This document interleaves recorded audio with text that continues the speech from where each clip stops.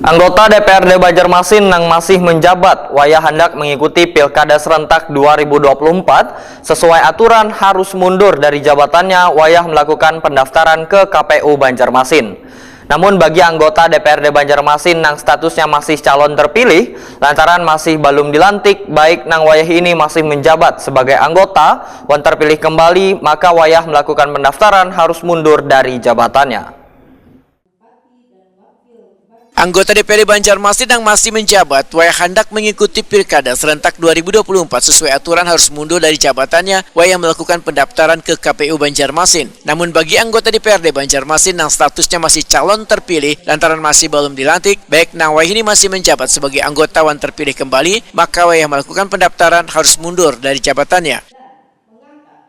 Sedangkan bagi anggota Dewan yang baru pertama kali terpilih, jika nantinya turut berkontestasi di Pilkada serentak 2024, maka wayah mendaftar kada perlu mundur. Namun harus mundur setelah dilantik menjadi anggota Dewan pada tanggal 9 September 2024. Demikian dipadahkan Ketua KPU Banjarmasin Rusnaila, wayah takuni prima TV usai pelantikan panitia pemungutan suara untuk pemilihan gubernur wan wakil gubernur Kalimantan Selatan, serta pemilihan wali kota wan wakil wali kota Banjarmasin pada pemilu kepala daerah di bulan November 2024 di Hotel Ratan Inn tengah hari Minggu 26 Mei 2024. Anggota DPRD yang sekarang itu menjabat sebagai anggota DPRD Kota Banjarmasin, berarti saat mendaftar harus mundur dulu dari jabatannya sekarang. Nah, kemudian kalau dia terpilih lagi, gitu ya, nanti kan dilantik di bulan September.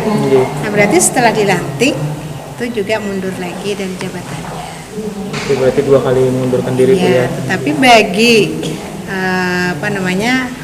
calon terpilih yang tidak menduduki jabatan selama ini, itu saat mendaftar tidak perlu mundur. Nanti mundurnya setelah dilantik.